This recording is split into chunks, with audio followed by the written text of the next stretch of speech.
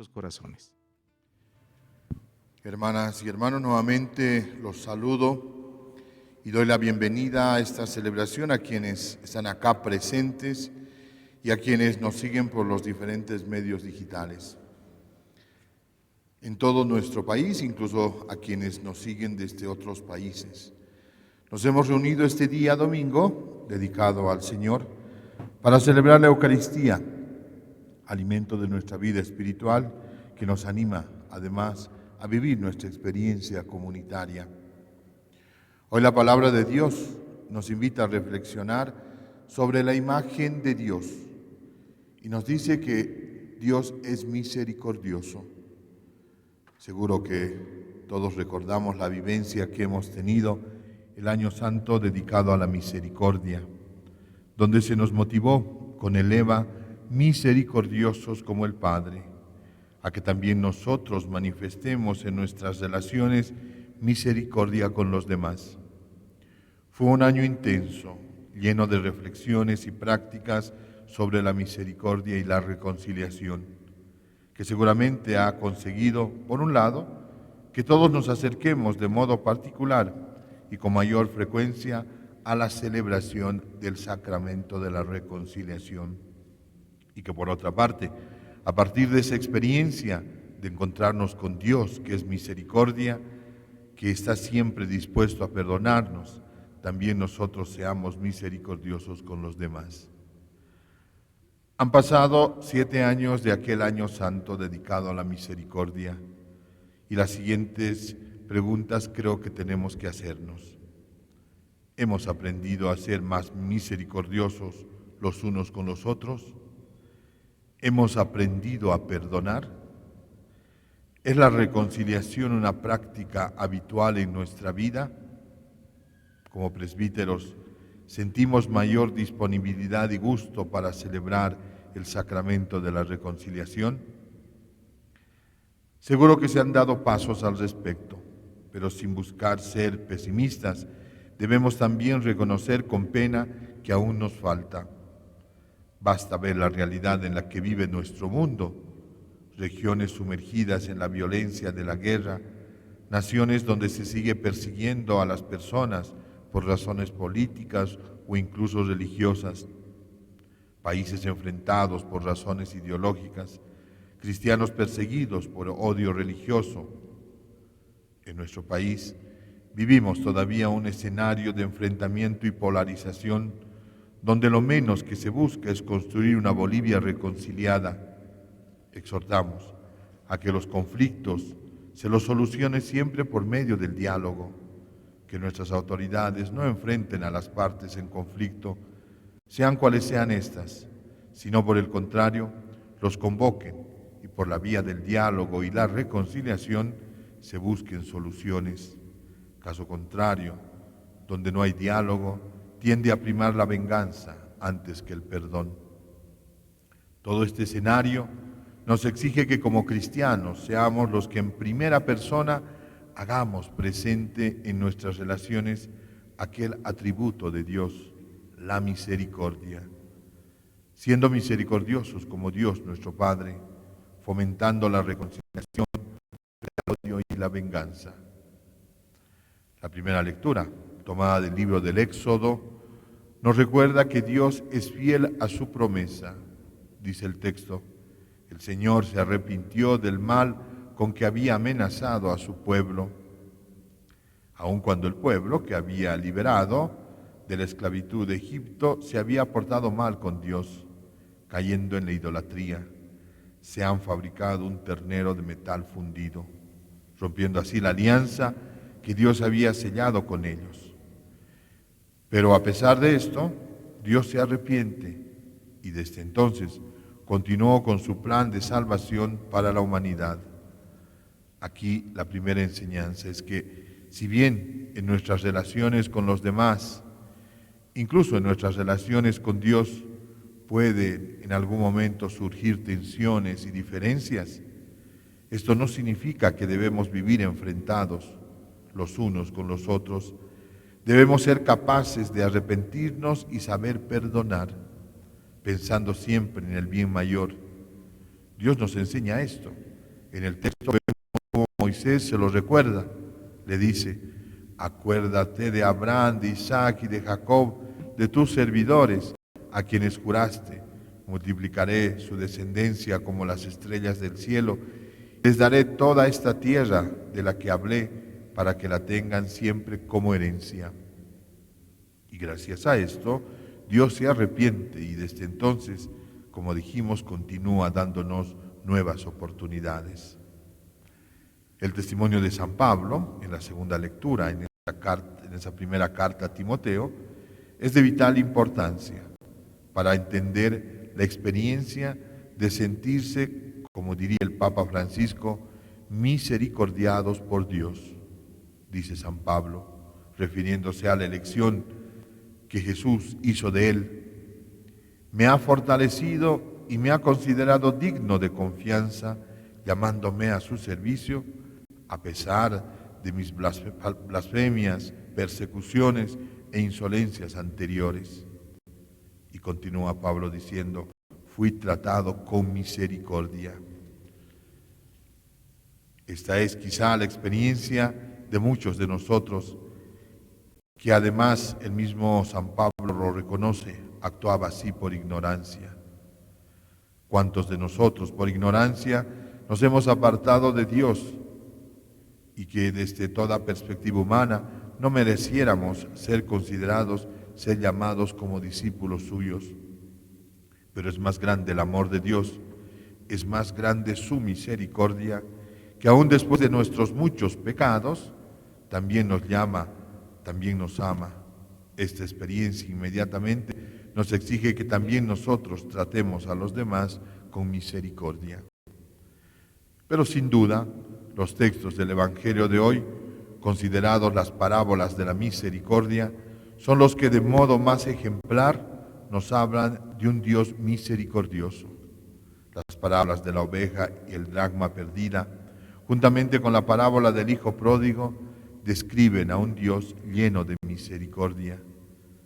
Quisiera subrayar algunas de sus actitudes descritas en el Evangelio de hoy. Primera actitud: la imagen de aquel Dios que se pone en busca del que está perdido. Dice el texto: si alguien tiene 100 ovejas y pierde una, ¿no deja acaso las 99 en el campo y va a buscar a la que había perdido hasta encontrarla?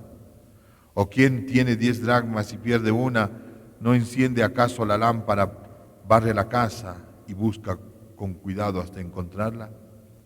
Dios es un Dios que no se quede indiferente ante el que se ha extraviado, ante aquel que por causa del pecado se ha apartado de él y de la comunidad.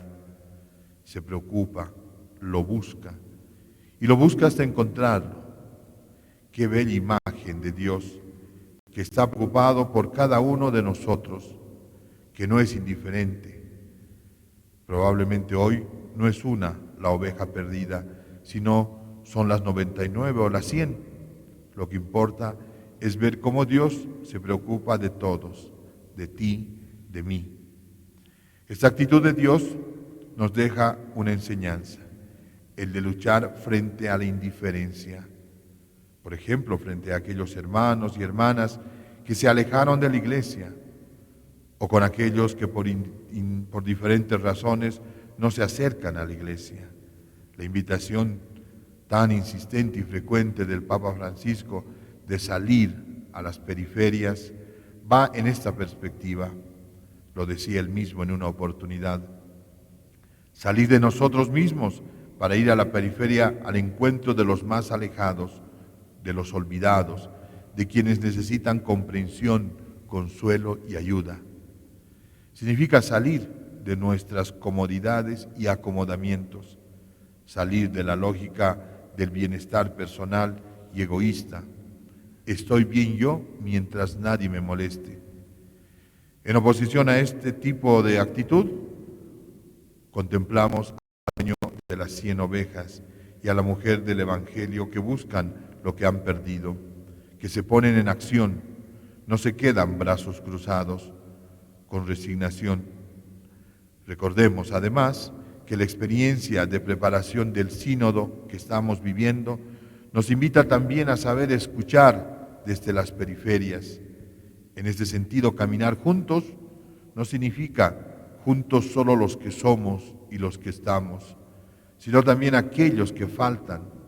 Es una tarea, lo decía el cardenal Grech, secretario general del Sínodo de los Obispos sobre la sinodalidad, que debemos aprender a escuchar a todos y en particular a los que están en las periferias existenciales. Pero no solo es la actitud de salir a buscar la que quisiera subrayar, sino también la alegría después de encontrar. Es lo que dice el dueño de las 100 ovejas. Alégrense conmigo porque encontré la oveja que se me había perdido. O lo que dice la mujer exclamando, alégrense conmigo porque encontré el dracma que se me había perdido. Es una alegría compartida.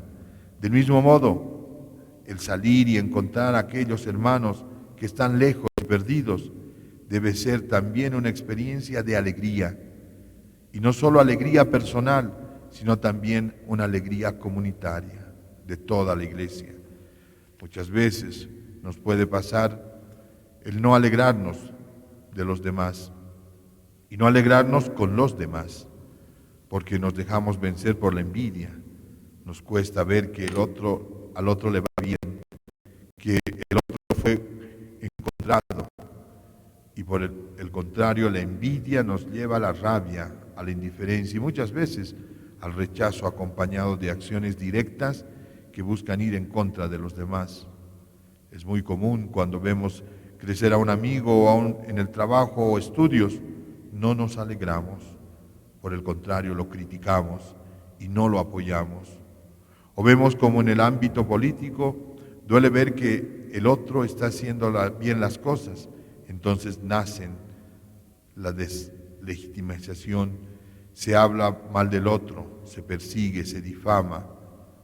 La lección que el Señor nos da en el Evangelio es completamente contraria. Alégrense por el otro, alégrense con el otro. Pero también tenemos en el Evangelio la tercera parábola, la del Hijo Pródigo, cargada de gran simbolismo que nos muestra a un Dios lleno de misericordia. Veamos algunos aspectos. Tenemos en la imagen del Padre a un Dios que respeta nuestras decisiones. Por ejemplo, frente a la petición de bienes del hijo menor, dice el texto que el Padre les repartió sus bienes, sin cuestionar la petición. En otras palabras, podemos decir que Dios respeta nuestra libertad, no nos maneja como títeres. Lo que sucede es que muchas veces el mal uso de nuestra libertad nos lleva a caer en el pecado. Aún así, Dios estará dispuesto a perdonarnos y a misericordiarnos. Lo que realmente me impresiona, y no puedo dejar de mencionarlo, es la actitud del Padre descrita en el Evangelio. Cuando ve que su hijo vuelve arrepentido, dice el texto, cuando todavía estaba lejos, su padre lo vio y se conmovió profundamente. Corrió a su encuentro, lo abrazó y lo besó. 5 acciones que definen muy bien cómo Dios nos trata cuando caemos en el pecado y nos arrepentimos. Dice que lo vio, se conmovió, corrió, lo abrazó y lo besó. Qué bello poder experimentar todo esto en nuestra vida, que lo podamos resumir, si es que se puede, en sentirse mirado con misericordia, el sentirse abrazado con misericordia, el sentirse besado con misericordia. En otras palabras, el sentirse mirado, abrazado y besado por la misma misericordia que no es otro sino Dios nuestro Padre. Pidamos que nuestra Madre, la Virgen María, en la advocación de Madre de la Misericordia, interceda por cada uno de nosotros para que seamos capaces de experimentar la misericordia de Dios en nuestras vidas y que a partir de esa experiencia aprendamos también nosotros a tratar a todos con misericordia. Amén. Hemos escuchado